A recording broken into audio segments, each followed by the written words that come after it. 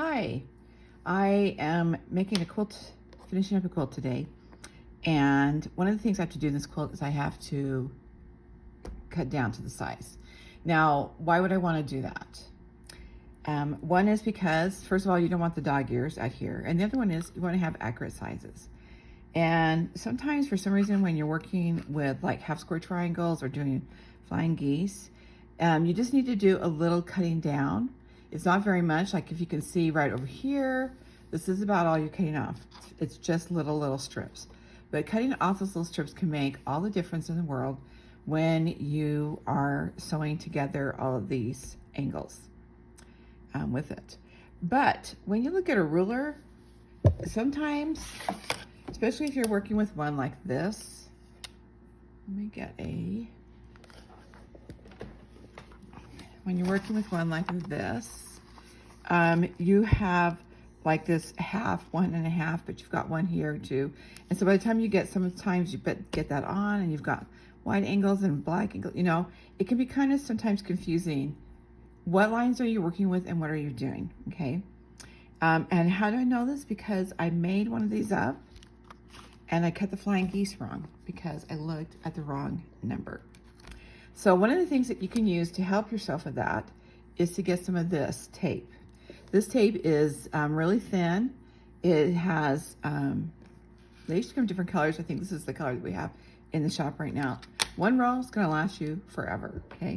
But what you do is you put it on the rulers where you need to be. So for example, I'm gonna be cutting down some of these half square triangles into a size 3. So what I like to do is I like to put this just past the 3-inch line that I'm doing, okay? So that I can use this line, and this line to help get me all squared up, okay? It works really great too when you're doing this.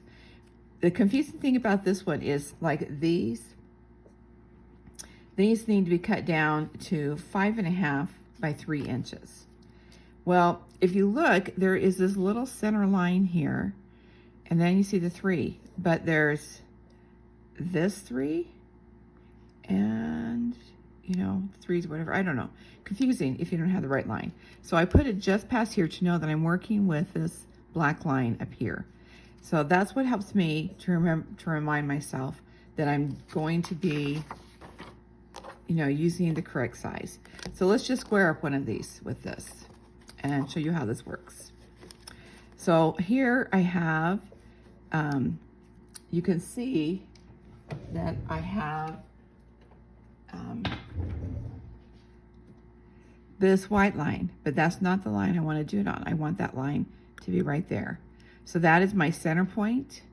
I want to make sure that this point lines up here, and you can see that this corner is a little bit too far up. I need it actually to be moved down. Sometimes you have to just kind of fudge those two together. But I want to also make sure that I've got 3 inches, that I'm at the 3-inch line right here. So I'm looking at this line where it ends in the point, and over here and where it ends in the point. And so that's pretty good because sometimes you just can't get it right on and have it be perfect.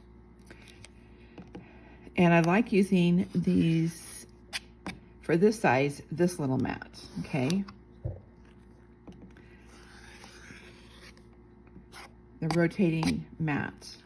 There's all kinds of different rotating mats, but these happen to be my favorite. They're slim. It's all cut correctly. But I like these ones because they're slim. They're not very big. I'm trying to get this underneath the camera so you can see this.